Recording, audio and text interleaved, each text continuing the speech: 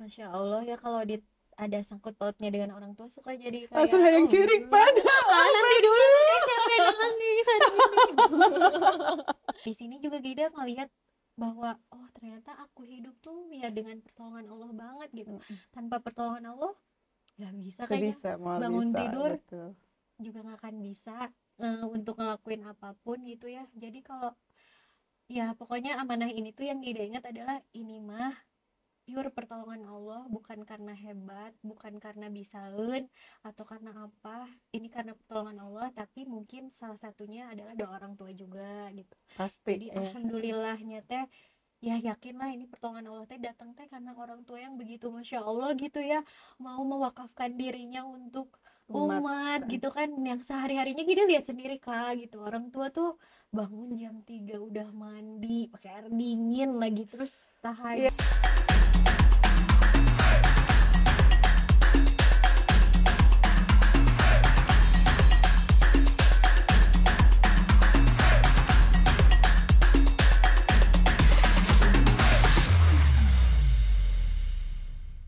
Hai, kembali bersama saya Hira SKV di Hierarchy Insight. Bagaimana kita bisa melihat perubahan data menjadi insight?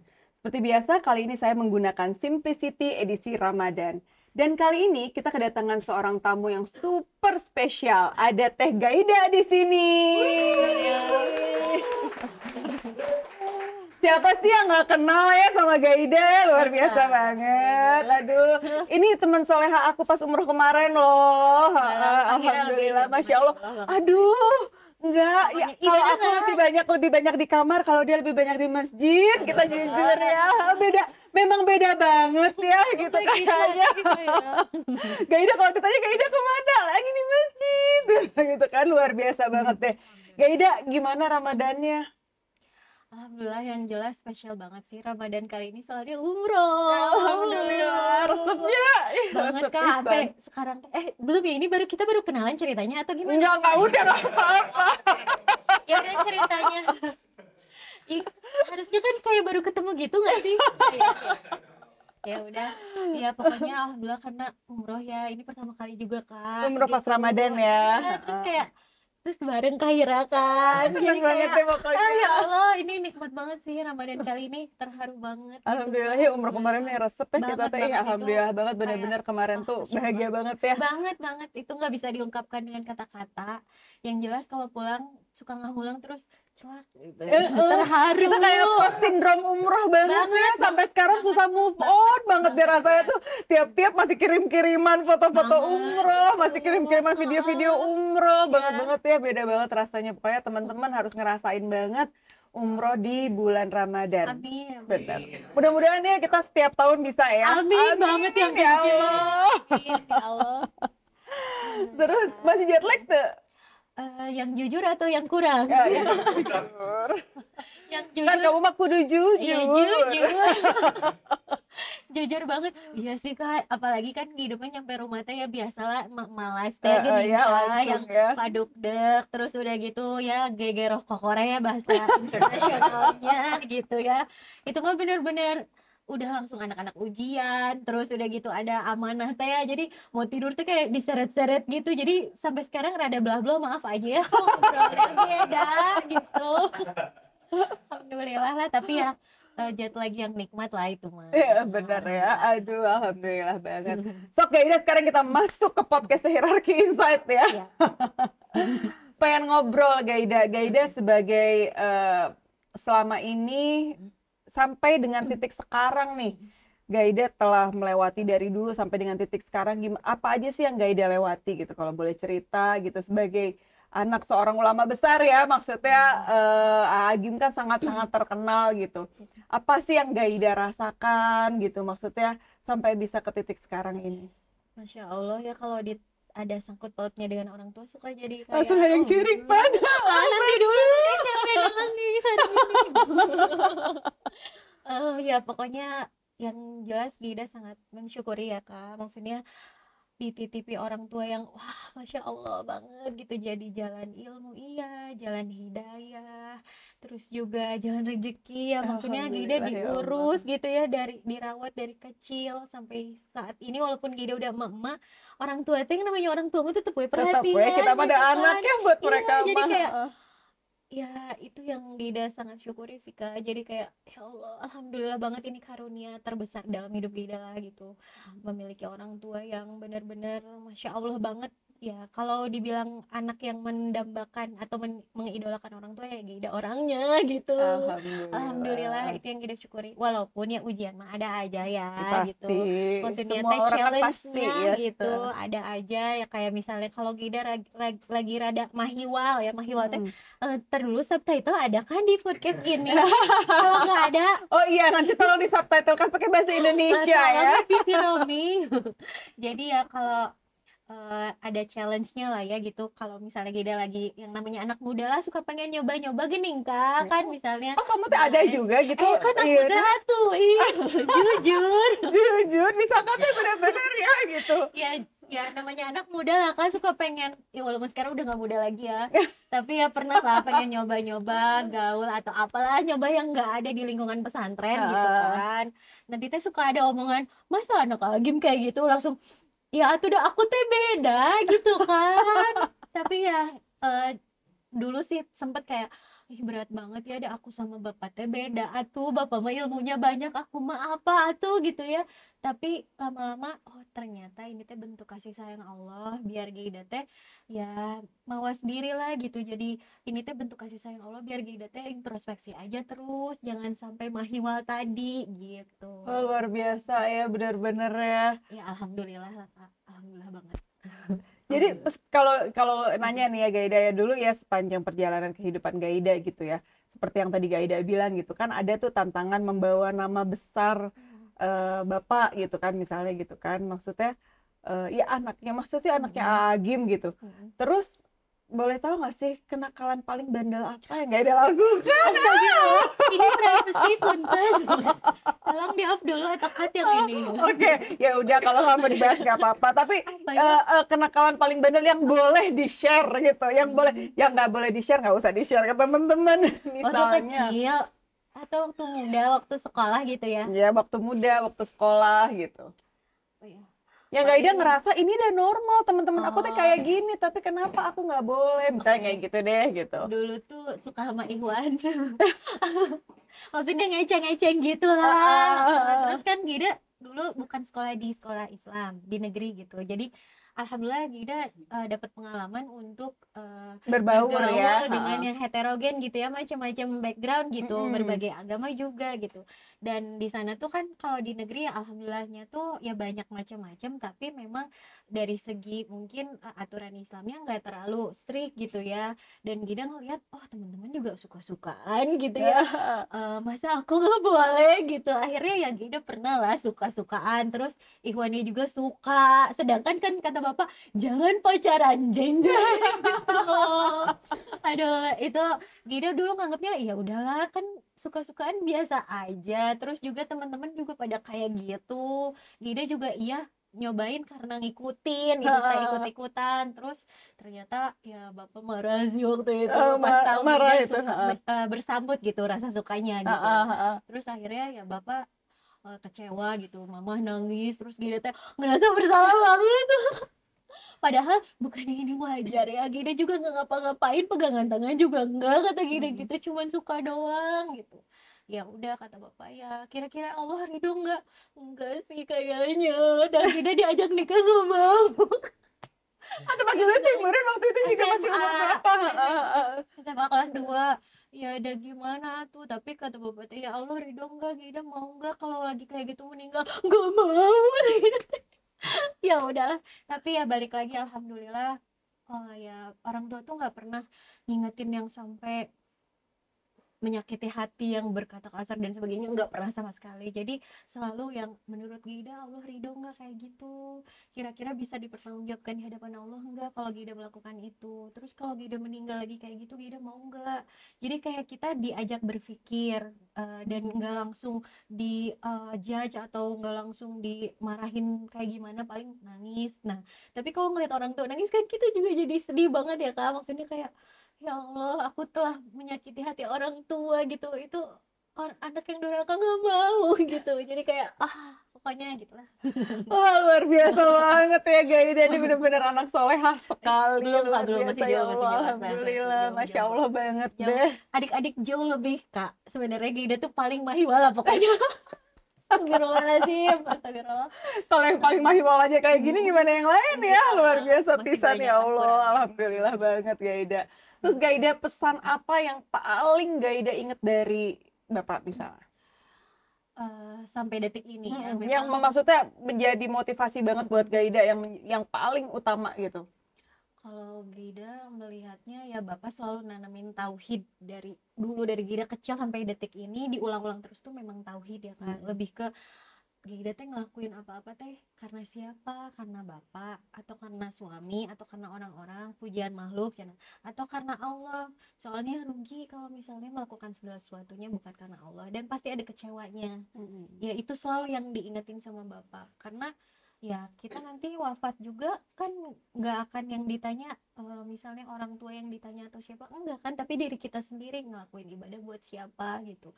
Terus kalau misalnya kita ngelakuin ibadah karena seseorang, misalnya karena suami, nanti suami ngecewain jadi nggak istiqomah, si ibadahnya teh dah susah istiqomah teh gitu kan.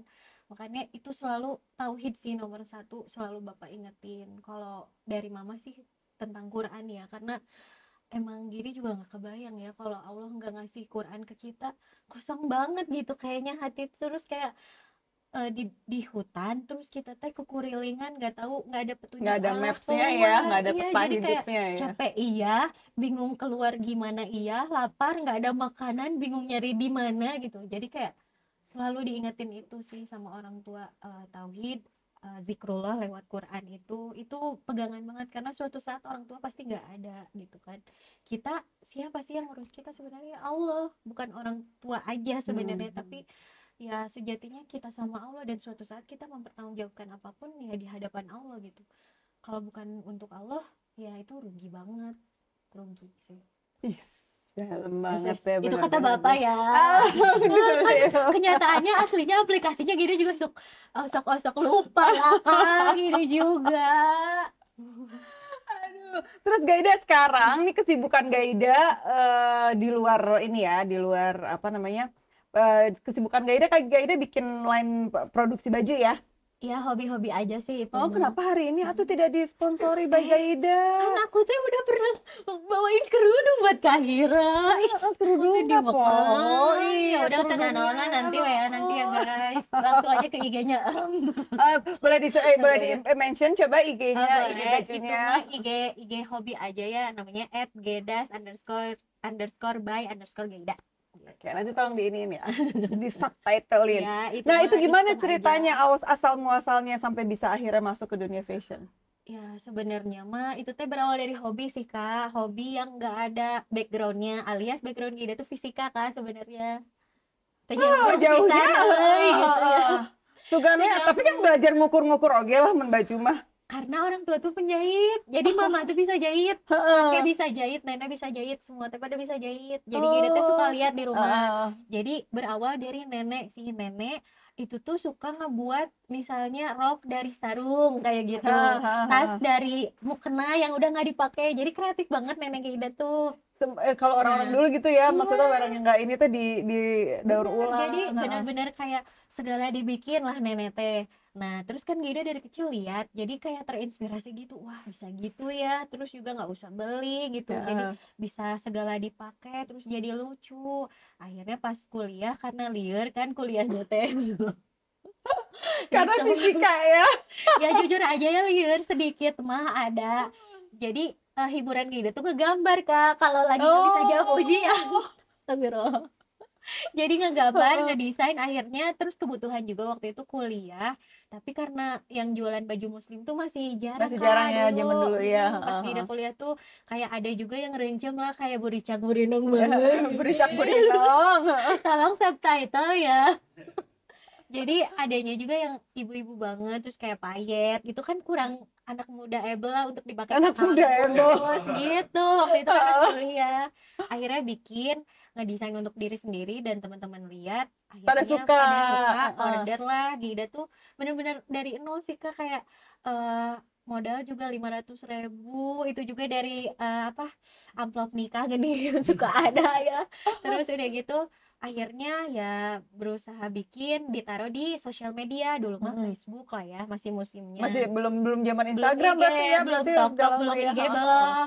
Nah akhirnya taruh di sosial media, disitulah ketemu komunitas hijabers, terus juga ketemu teman-teman brand sekarang.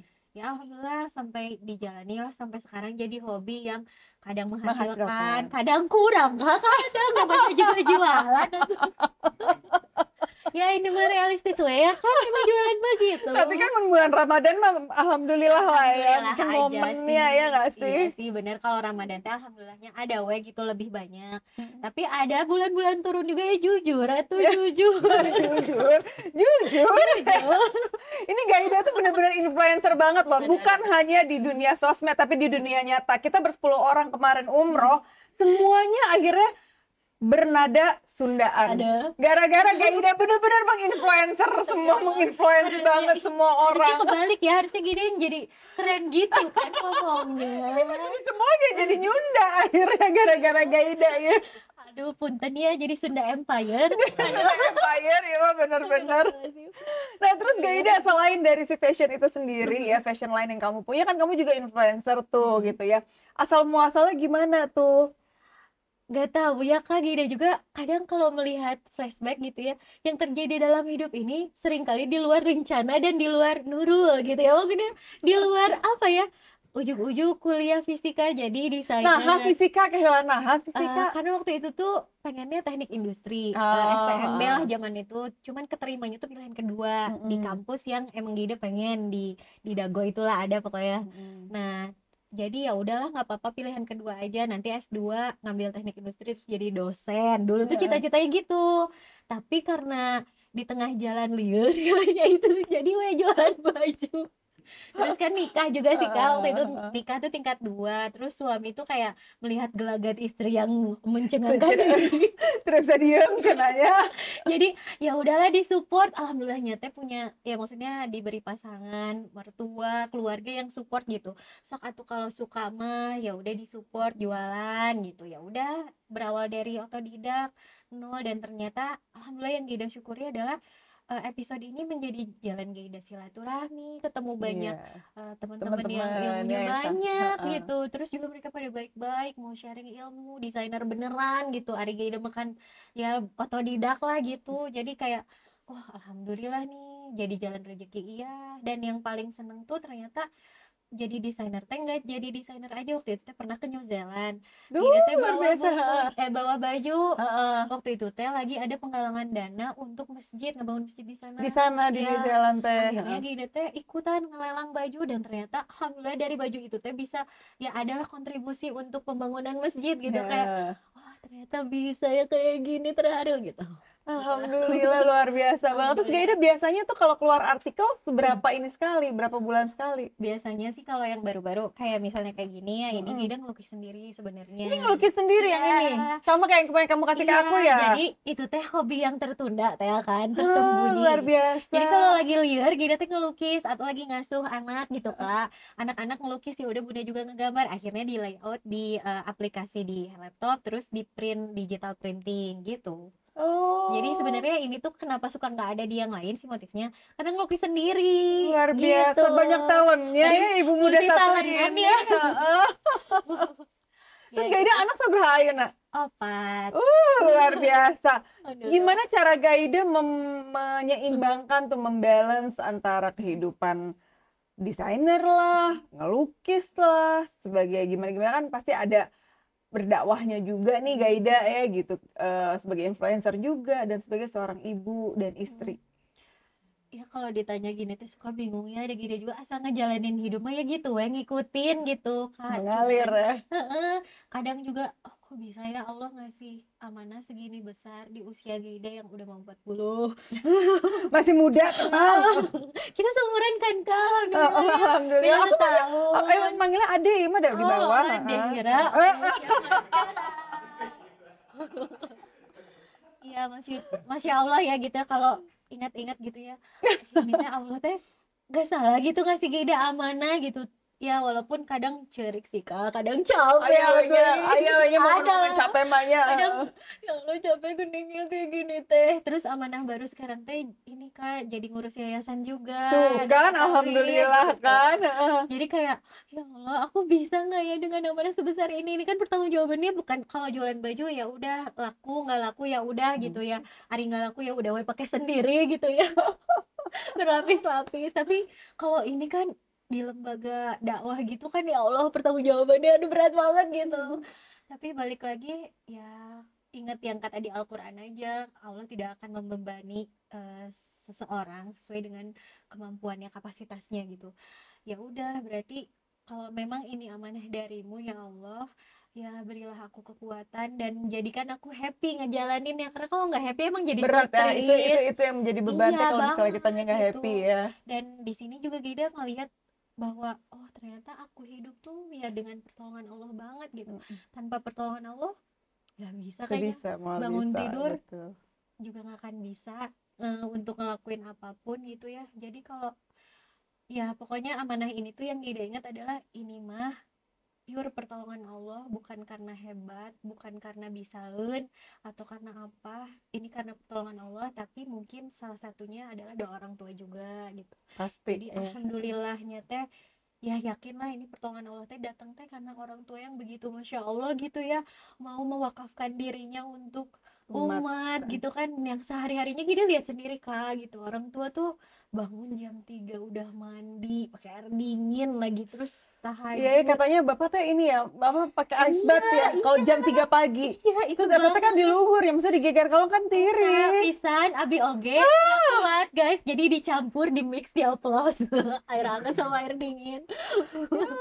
Ya jadi yang dan mama juga ya, jadi kalau tahajud tuh gitu tuh waktu kecil suka kebangun lagi nangis gitu, ngedoain anaknya satu-satu gitu supaya selamat dunia akhirat kayak gitu. Kayak itu tuh mahal banget sih Kak punya orang tua yang kayak gitu ya. Gida kayak gini pun bukan karena siapa-siapa yang hebat, tapi ya karena pertolongan Allah lewat salah satunya pengorbanan orang tua yang Masya Allah.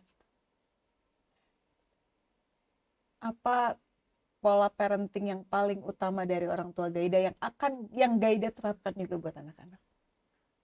Yang pertama yaitu tadi menanamkan tauhid lewat nasihat, tapi yang Gaida sangat lihat dari orang tua itu adalah tauladan sih Kak. Kadang kita teh banyak ngomong karena ngerasa jadi orang tua sok ngenasehatin gitu ya, anak teh nggak denger barijeng terserah mereka gitu ya. Tapi yang Gida lihat dari orang tua selain bicara memang mencontohkan, dan itu ternyata deep banget gitu kita sebagai karena kita anak melihat sehari-harinya ya. Iya, jadi kayak oh ya itu ruhnya tuh sampai gitu. Jadi ketika ngomong ya langsung kita mau lakuin, karena satu ya jadi takut kualat bener sih ya.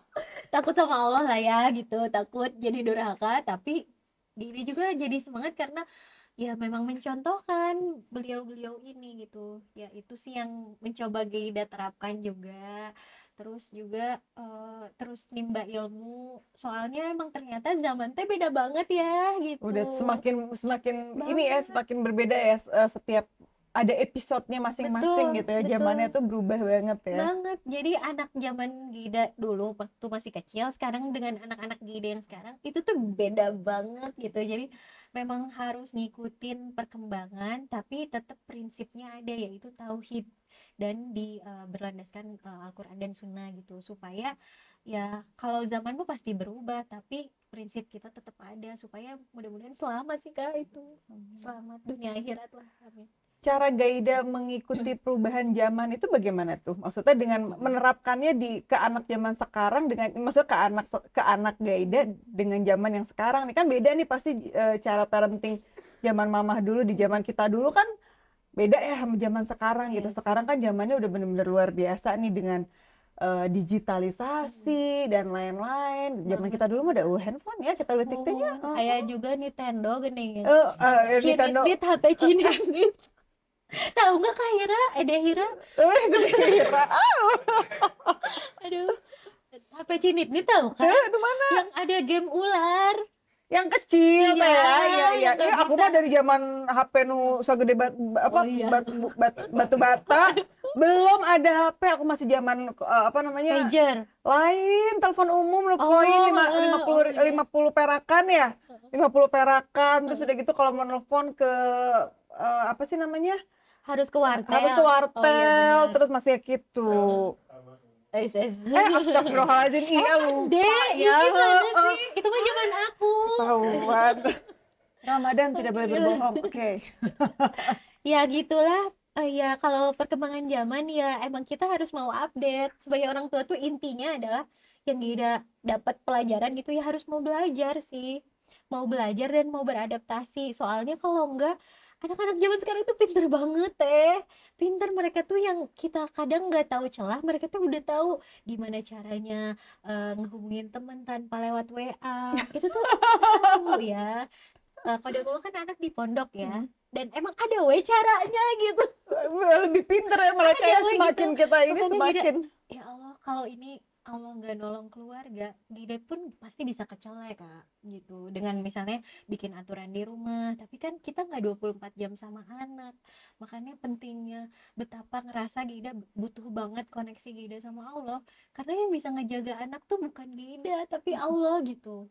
Makanya wah, emang jadi orang tua tuh sarana introspeksi diri terus harus belajar melulu, terus juga harus mau ya beradaptasi. Dan memang ya Gida juga ngikutin sih apa yang anak-anak tonton, Gida tonton juga. Oh gini, paling Gida balik bagian ngarahin gitu. Soalnya kalau langsung di-cut mereka bisa cicing-cicing gitu kan, diam-diam sembunyi-sembunyi gitu.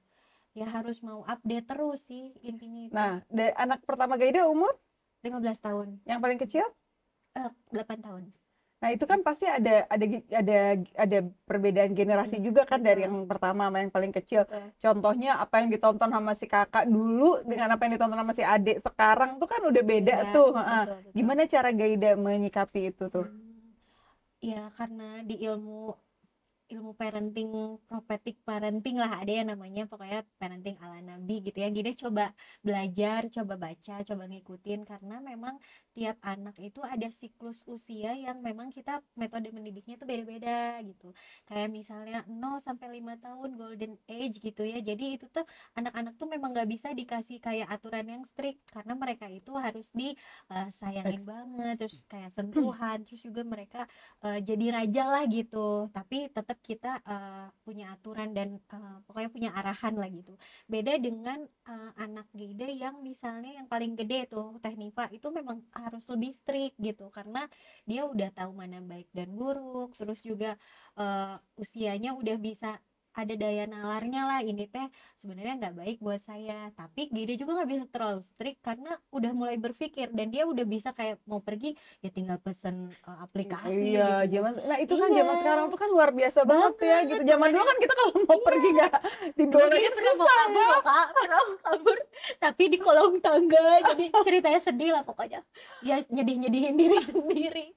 Biasalah kan dulu adik Gida banyak kan. Ini cerita nggak apa-apa ya? Nggak apa-apa dong, share dong. Adik kan banyak kan, Ari mama teh ngelahirin wae kan, adiknya teh banyak. Terus Gida teh kayak ngerasa atulah adik wae gitu, terus sibuk, jadi kayak pengen diperhatiin, akhirnya rada pundung.